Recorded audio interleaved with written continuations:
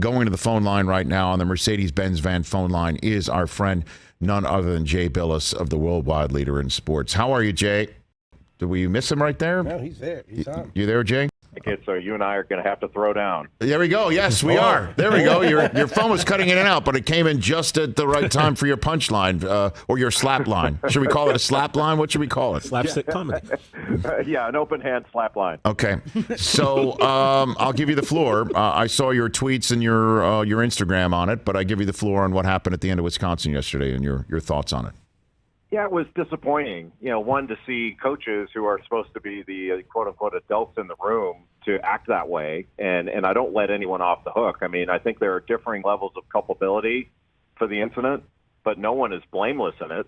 And it went beyond the incident itself, Rich. I think it was not more, but after there had been a cooling off period and the two coaches went in their press conference, neither one of them expressed any sort of regret that the incident happened at all. And I didn't think that was the right way to handle it. And so I was disappointed. That there's going to be some sanctions from it, that the league and the schools are going to break the tape down like it's the Zapruder film. But you don't want to overreact either. You hear some people calling for Juwan Howard's firing. Other people are talking about suspensions. The one thing about a suspension is it hurts the players more than anything. And if it's going to be long term, so hopefully cooler heads will prevail afterwards. But I just don't think it's that difficult, whether you liked whether the coach pressed or whether the coach called the timeout, the other coach. And I get a little tired of people rationalizing behavior based upon, well, I'm a competitor. We're competitors. The competition was over. And if you didn't bring the fight in the competition, the next thing was the handshake line. Behave yourself. And I thought those two coaches acted like babies, frankly, and now they're gonna have to stand in the corner for a little while. So then, what do you ascribe then to Greg Gard in Wisconsin of what he did awry here, Jay? There are many, including people in this room, who think he has no culpability in this. So what do you have for me on that front? I don't believe that there's no culpability. Like there's no reason to stop someone that won't shake your hand. Let them go by. These can be tense situations. I am not saying that Greg Gard is anywhere near as culpable as Juwan Howard. That's why I was saying different levels of culpability, but nobody's blameless. And the one thing I would ask of both coaches, and I would have asked if I were a reporter in the press conference, is, are you proud of your words and actions in that moment? And if the answer was anything other than no, that would be revelatory to me. And look, and it may be a small thing to some, but when you go into the press conference and you are explaining, like Juwan Howard should have been apologetic for his behavior, and I think so should Greg Gard have been. And when you're trying to explain what happened, and you say maybe the other coach didn't know the rule, my first reaction is, really? You think a guy that's been in the game as long as Juwan Howard didn't know the rule? And I'm not a big fan of this unwritten rule stuff. That you don't press, you put your subs in or whatever. There's nothing in the rule book about that, and if it's not in the rule book, just deal with it. And look, at the end of games all the time, you see teams take shot clock violations so they don't shoot it at the end of a game. So the idea that they would have a turnover doesn't seem to me that big of a deal. But I don't care what happened in the game. The game was over. And there was no reason for anyone to behave that way. And whether Greg Gard was whatever you think his level of culpability, it didn't look like those two were exchanging pleasantries after, or one was saying, hey, I'm sorry, I hope you didn't misunderstand. Nothing. Like they got nose to nose, and there's just no reason for it. And I don't excuse anyone. And again, there's different levels of culpability, Juwan Howard being at the highest rung of that ladder. But that doesn't mean everybody else that it's okay, because things were said there and things were done during and after that I don't think were right. And I don't have any hesitation saying this. But whatever the sanction is, if it's anything less than a player would get, I think that's wrong. So what do you think should be the sanction, Jay? What do you think? I don't know. That's a great question. It depends on what the university's values are. And look, all these administrators and universities talk a great game. but oftentimes their actions don't match with their rhetoric. To me, this doesn't rise to the level of termination for Juwan Howard. But if there's a suspension, I don't think it needs to be a long one. I don't think it would have to be a long one for a player. And, you deal with what happened. So those who say it could have been worse, somebody could have been hurt. Well, nobody was. So it could have been worse, but it wasn't. So let's deal with what it was. And, maybe a reprimand for some and for Juwan Howard, maybe a short suspension. But you give them a long suspension, and what you're really doing is hurting the players. And the players who actually competed and had opponents, like the coaches were in a competition, they don't have opponents. There's nobody trying to stop the coach physically from calling a timeout or for drawing up a play. The players are the ones that were physically on the line there, and they behaved well until the coaches lost it. And that's where the problem is. The match that was lit for that was lit by the coaches, not by the players. Jay Bilas here on the Rich Eisen Show. What do you make of the question about just eliminating the handshake after the game? Would you be for that, or having this sort of spark that conversation? Jay? Not because of this, Rich, but I've never been a fan of the handshake line. I've always called it the Little League handshake line, because when you're standing in a line, how much does the handshake really mean? I mean, it turns into like a high five exercise, 2, 4, 6, 8, who do we appreciate? With Michigan, yay. Like, I don't like it. What I like is after a competition when one counterpart seeks out another and they have a meaningful exchange and handshake after the game, like you see in an NFL game. I mean, look, I'm an old man, but when I played, they didn't have these handshake lines. And we shook hands afterwards, and it meant something. You actually got to say something to the other person. When you're spending 1 second shaking 30, 1 second handshakes with 30 people, to me it doesn't have the same meaning. But whatever mechanism there is, behave yourself, and that's not hard. Luckily, we don't have these situations. That's why we're talking about this. But I can't remember which coach was saying. It was Greg Gard was saying this momentarily overshadows the fact we got a really good team. We played really well in the second half. It's not momentarily overshadowing it. Nobody cares about any of that stuff because of this.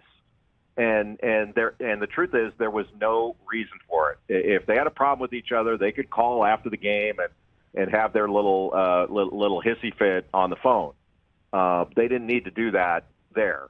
And look, I'm not saying that all of us have these interactions, but there's no justifiable reason for it. And I would think that each person involved would say, hopefully would say, if I had that to do over again, I would handle it differently. Yeah, neither of them said it in the first blush yesterday. Neither of them did. And they had time, Rich. Like, they had time to meet with their staffs. They had time to get on the phone with their ADs. It wasn't, they went into a press conference and sat down in front of the press and had a cool-off period, and they didn't do it.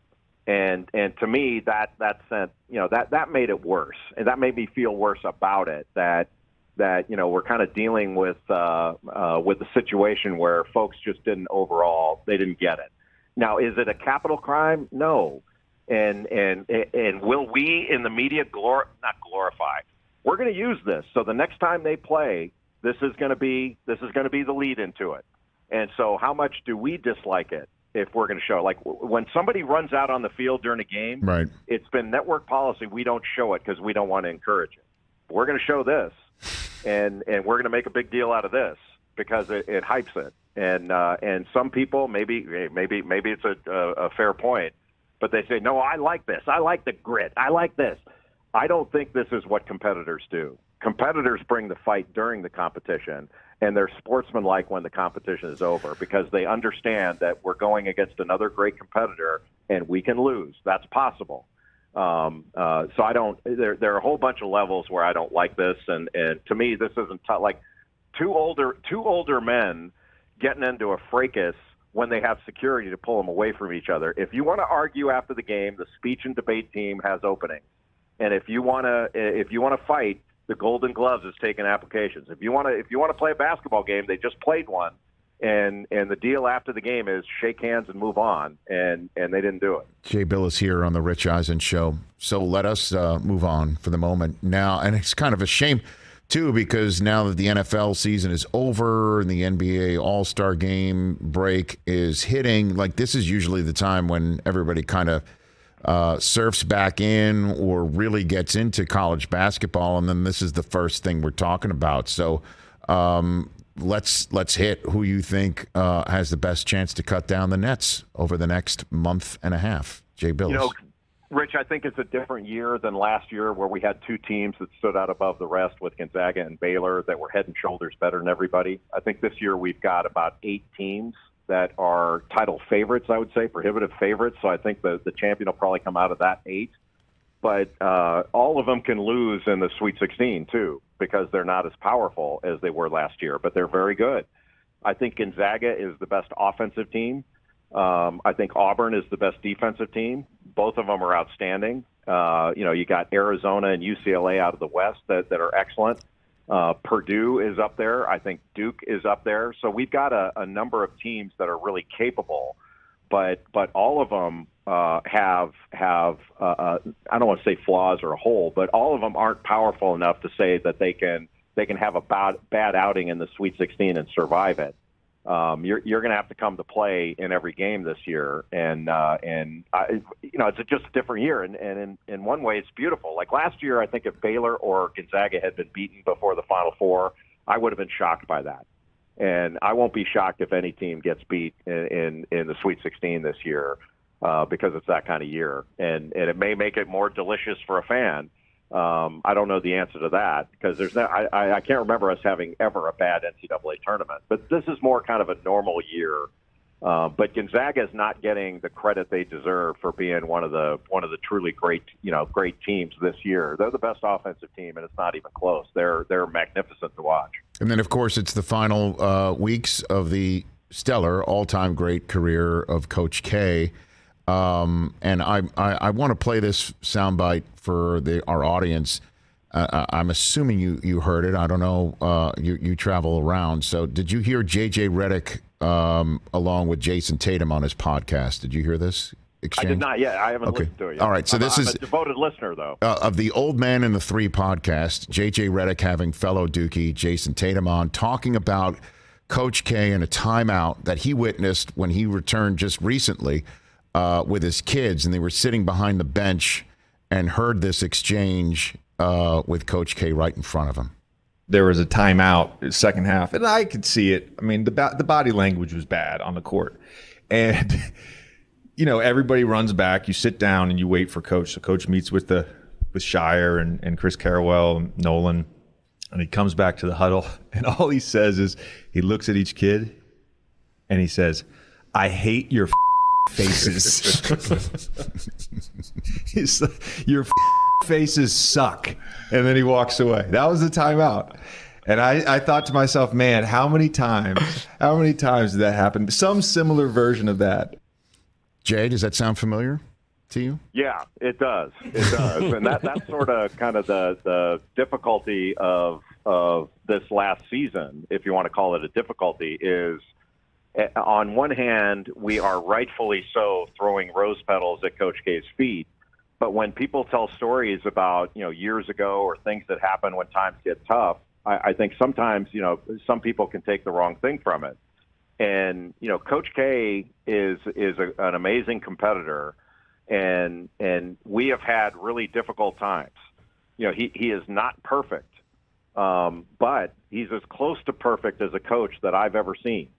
And so, like, some of these things being discussed, and especially the old-time stuff coming out, some people may clutch their pearls and express, kind of disgust by it. But the players get together and we laugh about those things now, about stuff that he said or did. And I for one, love it. But you just don't want people to take it the wrong way. No, I love it too. I had an old school teacher at the Medill School of Journalism who would treat all of us as students as if we were employees by a news director in the television world. And those are some very gruff people. And it rubbed some of the students the wrong way. I took it as to mean this is being treated like an adult and this is the way the world is, the real world is. I heard that Tatum was laughing, saying that, body language also is very important to Coach K, and he's heard that before. I laughed. You know what I'm saying? Like, obviously, when a grown man says this to a kid, but this is a coach-player relationship here, and their faces needed to be told that, and I found that very funny, Jay. Yeah, and the stuff that happened years ago when he was younger, right? I'm sure that maybe there were a few things he'd like to have back. We all would when you first start out. But when my first year playing for him was his third year, and as a coach, and my first NCAA tournament game was his first. And so, there were things that happened in practice that if you told the stories now, people go, well, that doesn't sound kosher. That shouldn't be said. But it was in a heated situation, and it got the point across. But there was never a time, Rich, that I've always taken this from Tony Dungy. You can be demanding without being demeaning. Mm-hmm. And Coach K may have used some salty language over the years, and I do too. I'm a world-class cursor. But I don't remember a time where he was ever demeaning, where he went to your character. He would go to your play, and it would be about being the best version of yourself. But he did say one time, and he was building us up. He came into the locker room and called us out by name and said, I would rather have you than any other. He said to me, I would rather have you than any other big guy in the country. And after the meeting was over, Mark Allery said, yep, he'd rather have you than David Robinson. That sounded really credible.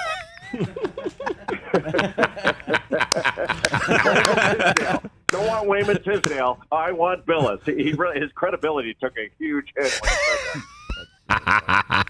I love that. I guess before I let you go, how do you think he is approaching the final weeks? And then you just said you shared the first NCAA tournament game of his career together. These will be his last. How do you think he's approaching it, Jay? Yeah, he just had his second to last home game against Florida State. And the last home game that he'll ever coach on the floor at Cameron Indoor Stadium will be against North Carolina on Saturday, March 5th. And I'll be there. There'll be probably 100 former players and who knows how many dignitaries and the like.